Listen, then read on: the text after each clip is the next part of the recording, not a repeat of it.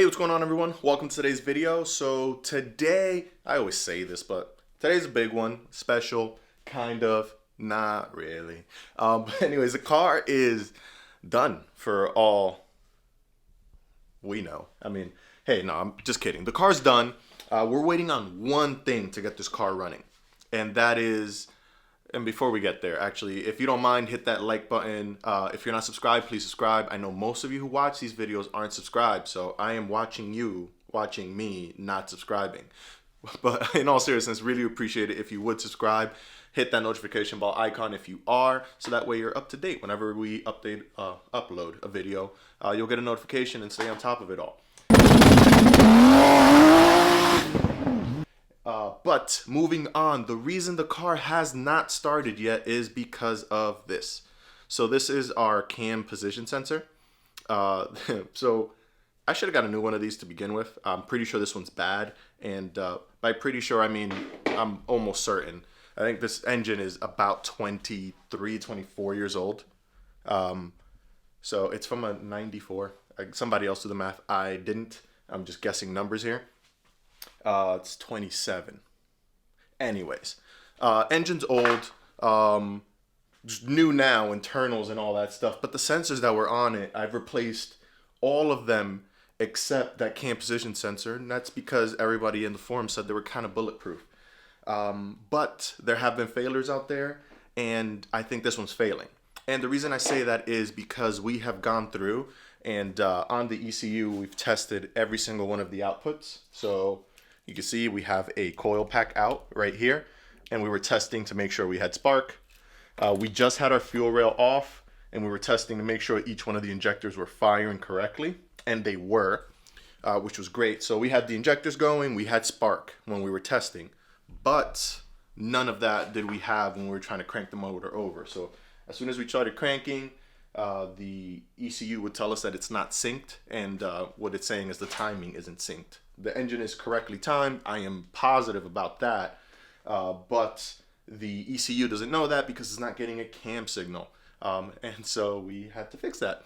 So the sensor is on order right now. No one seems to have had it, and whoever did have it was very expensive. But anyways, for a sensor, it's expensive. Overall, in the grand scheme of things, it's nothing. But we have that on order. The car should be starting within the next few days. And that leads me to my next plug. I put a lot of stuff on Instagram before I put it on YouTube, just because that, sort of media is a little quicker and easier to put together. So I do that more often. So if you want to see what's going on up to the date, that's the best way to see it. So just follow me on Instagram. It's the same as the YouTube handle. It's Quattro S4 with a 4 instead of a Q.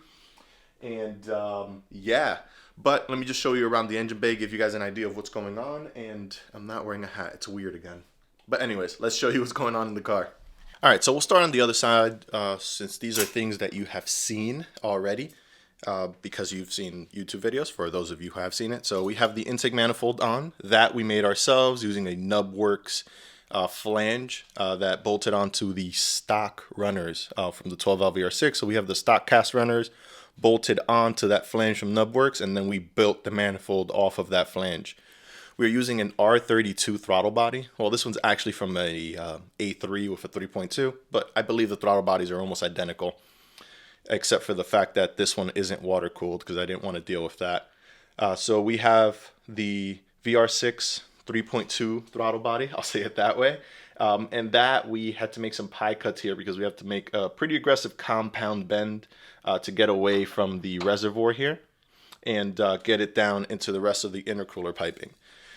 Up front, you could see there is no AC condenser because we have removed AC. My AC was never working to begin with, but now we don't have it at all. And you see we have these 3 fans up against the radiator.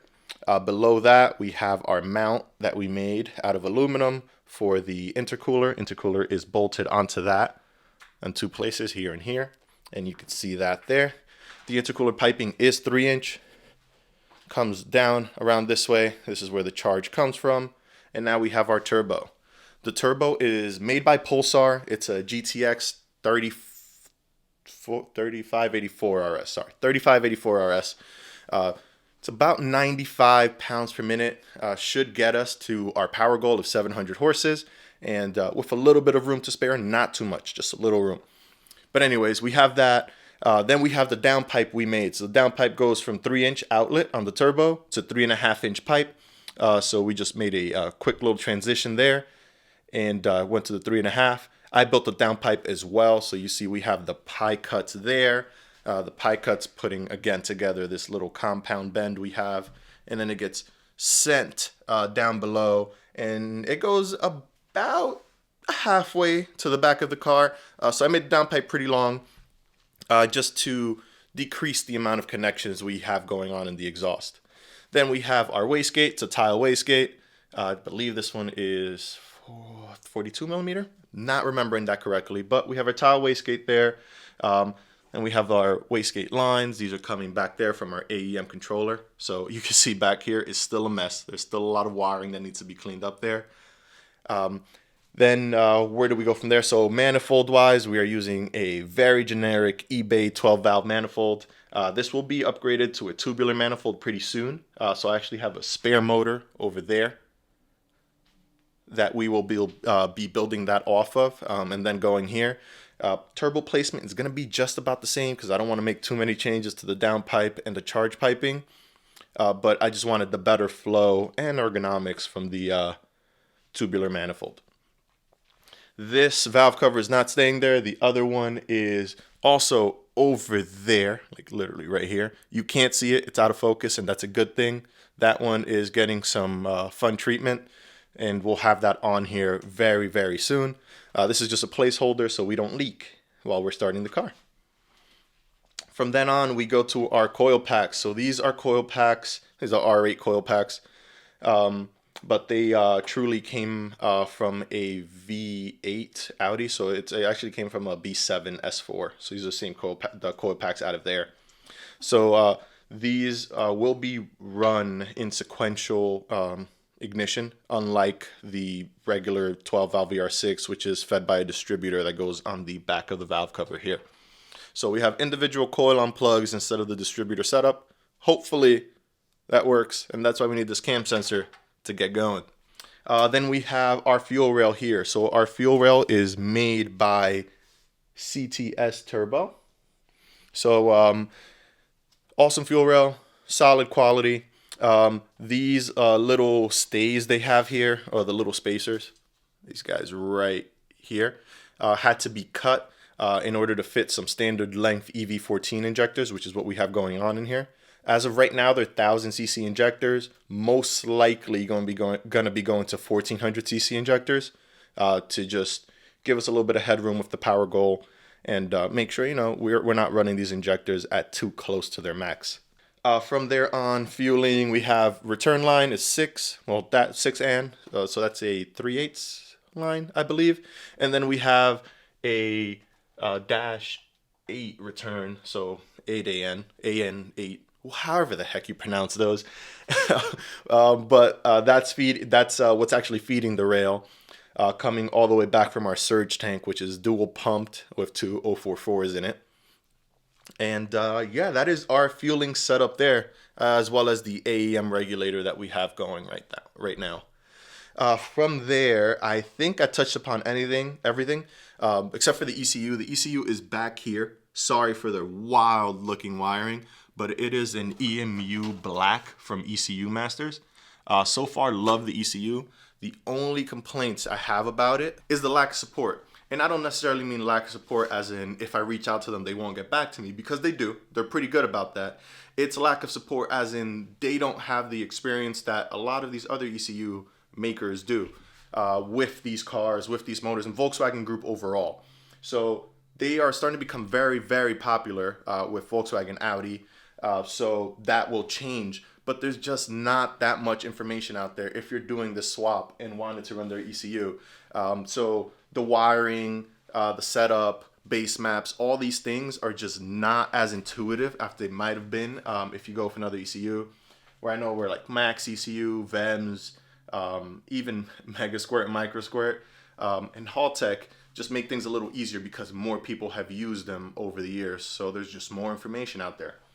But I will say for overall quality, which of the software and the ECU itself is top notch, and the value for the money is untouchable. So what you get for that, I believe $1,000, $1,100, whatever it costs, is unreal. So I would still recommend it. The only thing I will say is it's going to take you a little longer to get things done because you'll have to do a little more research than everybody else, most likely.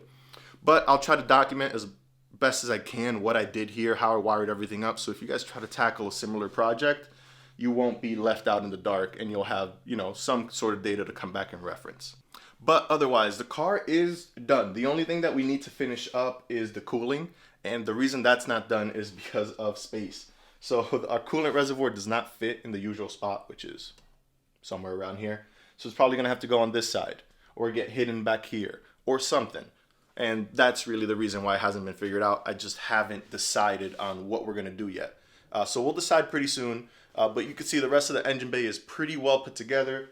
There's still a few things like the shrink wrap that we have to get together and heat up so that it shrinks up. But I just want to make sure all the wiring is right before we start finalizing things that are irreversible, like shrinking shrink wrap. Not that you can't reverse that, but why mess with it if you don't have to is the key there. But the rest of the car is done. We're just, waiting on that one sensor. This little cam position sensor is really it right here. This is our biggest hurdle. So once I get the new sensor in, we'll throw it in. Hopefully the car starts. Hopefully I wired the thing up right. And then we'll go from there. If you guys have any advice on wiring or whatever it be or what we're doing here, make sure to drop it below in the comments. It's really appreciated. Just keep it constructive and not negative. I'm okay with constructive criticism, advice, and all that stuff. It's cool. But let's just keep the negativity down. There's too much negativity going on all around the world and things that are bigger than just us in the car community. So let's not spread any more negativity than is already out there. I hope you all stay safe. And also, this might be out of place or not, but my hearts go out to everyone in the Ukraine who is suffering through something right now. This is much bigger than anything that we have going on here. And I just, my heart goes out to you. I wish I could do more to help. And, just really, really hope this ends soon. Peace.